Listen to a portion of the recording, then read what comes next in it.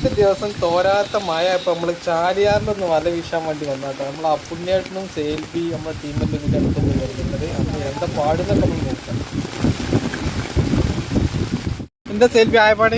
ആയപ്പാട് വളരെ മോശം. വളരെ മോശം. ഏതായാലും ബൾബ് കത്തി നന്നായി കറക്റ്റ് ടൈമിന് എന്ത് എടുക്കാണ്ട് വന്നോ?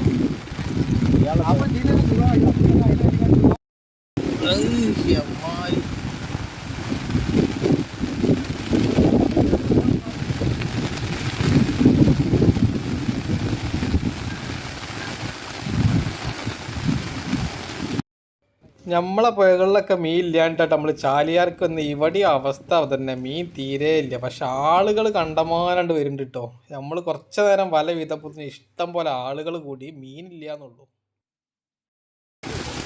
രണ്ട് ദിവസം തോരാത്ത മഴ